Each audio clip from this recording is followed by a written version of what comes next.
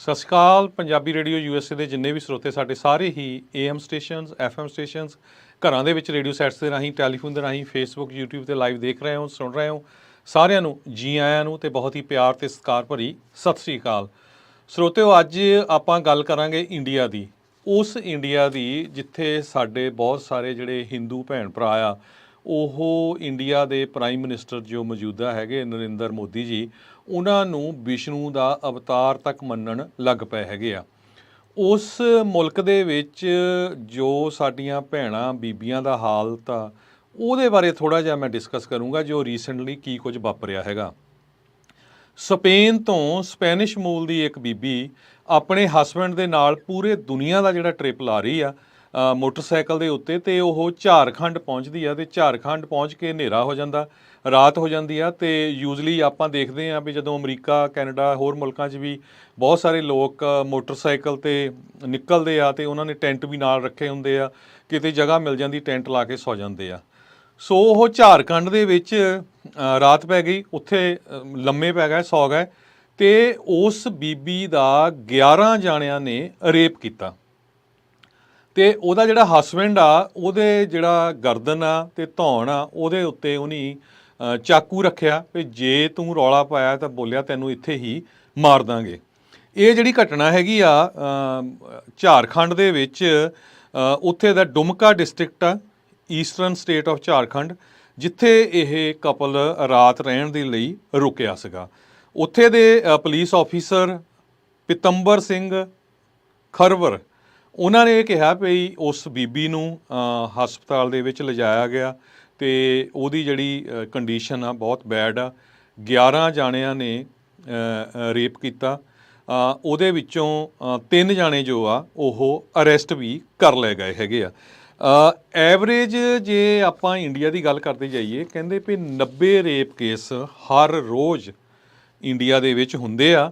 ਸਨ 2022 ਦੇ ਵਿੱਚ 31,000 cases report ਕੀਤੇ ਗਏ ਆ। ਹਾਲਾਂਕਿ ਉੱਥੇ ਦਾ ਜਿਹੜਾ ਨੈਸ਼ਨਲ ਕ੍ਰਾਈਮ ਰੈਕਡ ਬਿਊਰੋ ਆ ਉਹ ਕਹਿ ਰਿਹਾ ਵੀ ਭਾਰਤ ਦੇ ਵਿੱਚ ਬਹੁਤ ਸਾਰੀਆਂ ਬੀਬੀਆਂ ਬੱਚੀਆਂ ਇਸ ਕਰਕੇ ਨਹੀਂ ਰਿਪੋਰਟ ਕਰਦੀਆਂ ਵੀ ਬਾਹਰ ਉਹਨਾਂ ਦੀ ਜਿਹੜੀ ਆ ਬਦਨਾਮੀ ਹੋਊਗੀ। ਸੋ ਵੱਡੇ ਨੰਬਰ ਦੇ ਵਿੱਚ ਜਿਹੜੇ ਕੇਸਿਸ ਹੁੰਦੇ ਆ ਉਹ ਅਨਰਿਪੋਰਟਡ ਚਲੇ ਜਾਂਦੇ ਆ। ਸੋ ਜਦੋਂ ਇਹ ਬੀਬੀ ਤੇ ਉਹਦਾ ਜਿਹੜਾ ਹਸਬੈਂਡ ਆ ਝਾਰਖੰਡ ਦੇ ਵਿੱਚ ਟੈਂਟ ਲਾ ਕੇ ਸੁੱਤੇ ਪਏ ਸੀ ਤੇ ਉਹਨਾਂ ਦੇ ਉੱਤੇ ਇਹਨਾਂ ਜੋ ਰੇਪਿਸਟ ਆ ਇਹਨਾਂ ਨੇ ਜਾ ਕੇ ਅਟੈਕ ਕਰ ਦਿੱਤਾ ਤੇ ਉਸ ਨੂੰ ਬੜੀ ਬੁਰੀ ਤਰ੍ਹਾਂ ਜਿਹੜਾ ਉਹਦੀ ਬੀਬੀ ਦੀ ਜਿਹੜੀ ਕੰਡੀਸ਼ਨ ਪਾਈ ਗਈ ਤੇ ਉਸ ਨੂੰ ਬਾਅਦ ਦੇ ਵਿੱਚ ਜਿਹੜਾ ਆ ਹਸਪਤਾਲ ਦੇ ਵਿੱਚ ਲਿਜਾਇਆ ਗਿਆ ਤੇ 3 ਜਾਣੇ ਜੋ ਆ ਉਹ ਅਰੈਸਟ ਕਰ ਲਏ ਗਏ ਹੈਗੇ ਆ।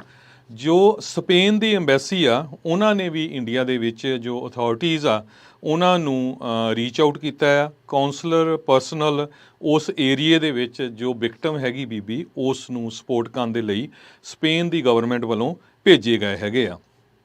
ਕਹਿੰਦੇ ਜਿਹੜਾ ਇਹ ਕਪਲ ਆ ਜੋ ਘੁੰਮ ਰਿਹਾ ਸੀ ਸਪੇਨ ਤੋਂ ਪਾਕਿਸਤਾਨ, ਬੰਗਲਾਦੇਸ਼, ਫਿਰ ਇੰਡੀਆ ਦੇ ਵਿੱਚ ਐਂਟਰ ਹੋਇਆ। ਇੰਡੀਆ ਤੋਂ ਬਾਅਦ ਉਹਨਾਂ ਨੇ ਨੇਪਾਲ ਨੂੰ ਜਾਣਾ ਸੀ।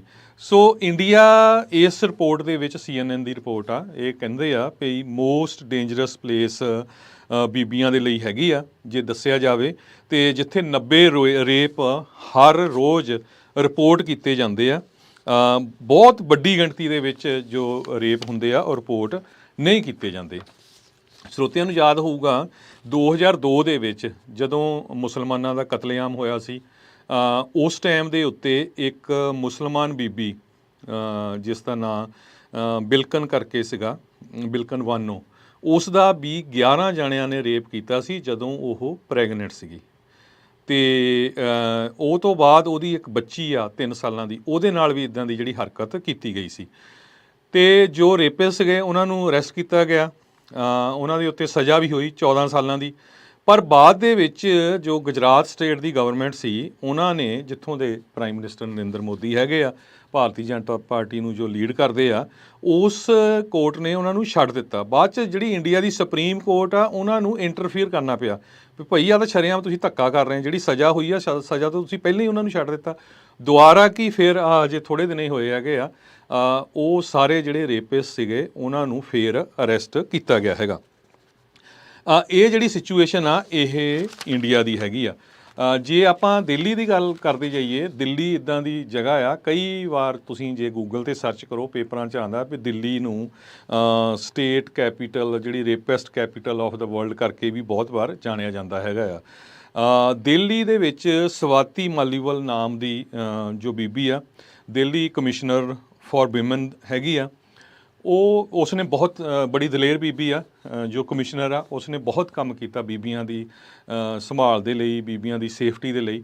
ਉਹ ਕਹਿੰਦੀ ਵੀ ਮੈਂ ਪਿਛਲੇ 7 ਸਾਲਾਂ ਦੇ ਵਿੱਚ 1 ਲੱਖ ਤੋਂ ਵੱਧ ਕੇਸ ਜਿਹੜੇ ਉਹਨਾਂ ਦੇ ਕੋਲ ਆਏ ਹੈਗੇ ਆ। ਤੇ ਕਹਿੰਦੇ ਵੀ ਦਿੱਲੀ ਦੇ ਵਿੱਚ 181 ਦੇ ਕਰੀਬ ਜੋ ਬੀਬੀਆਂ ਇਦਾਂ ਦੇ ਕੰਮਾਂ ਤੋਂ ਪੀੜਤ ਹੁੰਦੀਆਂ, ਉਹਨਾਂ ਦੇ ਲਈ ਸੈਂਟਰ ਸੈਟਅਪ ਕੀਤੇ ਗਏ ਆ, ਵਿਮਨ ਹੈਲਪ ਸੈਂਟਰ 181 ਦੇ ਕਰੀਬ।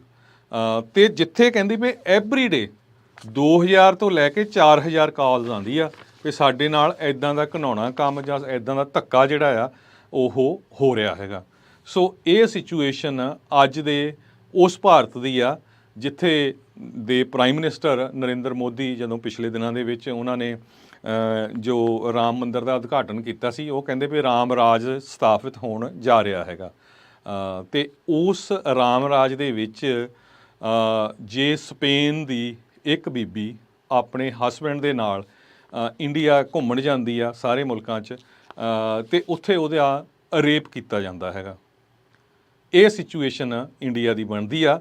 ਸੋ ਸਾਨੂੰ ਸਾਰਿਆਂ ਨੂੰ, ਖਾਸ ਕਰਕੇ ਜਿੰਨੇ ਵੀ ਆਪਣੇ ਭੈਣ ਭਰਾ ਜਿੰਨੇ ਵੀ ਸਾਰੇ ਜਾਂਦੇ ਹੈਗੇ ਵਿਜ਼ਿਟ ਕਰਨ, ਉਹਨਾਂ ਨੂੰ ਇਸ ਗੱਲ ਦਾ ਬਹੁਤ ਧਿਆਨ ਰੱਖਣਾ ਚਾਹੀਦਾ ਵੀ ਦਗਲਬਜ਼ੇ ਤਾਂ ਬਹੁਤ ਮਾਰਦੇ ਬੜੇ ਇੰਡੀਆ ਜੋ ਆ ਵਰਲਡ ਲੈਵਲ 'ਤੇ 4ਥੀ ਪੋਜੀਸ਼ਨ 'ਤੇ ਪਹੁੰਚ ਗਿਆ, 3 'ਤੇ ਪਹੁੰਚ ਗਿਆ, ਇੰਡੀਆ ਸੁਪਰ ਪਾਵਰ ਬਣਨ ਵਾਲਾ ਆ। ਉੱਥੇ ਜੋ ਆਪਣੀਆਂ ਬੱਚੀਆਂ, ਧੀਆਂ, ਭੈਣਾਂ, ਉਹਨਾਂ ਦੀ ਕੀ ਕੰਡੀਸ਼ਨ ਆ, ਤੁਸੀਂ ਇਹ ਜਿਹੜੀ ਕੱਲ੍ਹ ਜੋ ਉੱਥੇ ਤੁਹਾਡੇ ਨਾਲ ਮੈਂ ਖਬਰ ਸਾਂਝੀ ਕੀਤੀ ਆ, ਝਾਰਖੰਡ ਦੇ ਵਿੱਚ ਵਿਜ਼ਟਰ ਬੀਬੀ ਦੇ ਨਾਲ ਰੇਪ ਕੀਤਾ ਗਿਆ, ਉਹਨੂੰ ਬਹੁਤ ਤਰ੍ਹਾਂ ਕੁੱਟਿਆ ਮਾਰਿਆ ਗਿਆ, ਉਹਦੇ ਹਸਬੈਂਡ ਦੇ ਧੌਣ ਦੇ ਉੱਤੇ ਚਾਕੂ ਰੱਖੇ ਗਏ, ਉਹਨੂੰ ਵੀ ਡਰਾਇਆ ਧਮਕਾਇਆ ਗਿਆ। ਇਹ ਕੁਝ ਉੱਥੇ ਵਾਪਰ ਰਿਹਾ ਆ। ਸੋ ਇੱਥੇ ਹੀ ਇਜਾਜ਼ਤ ਲੈਂਦੇ ਹਾਂ। ਸਾਰਿਆਂ ਨੂੰ ਮੇਰੇ ਵੱਲੋਂ ਬਹੁਤ ਹੀ ਪਿਆਰ ਤੇ ਸਤਿਕਾਰ ਭਰੀ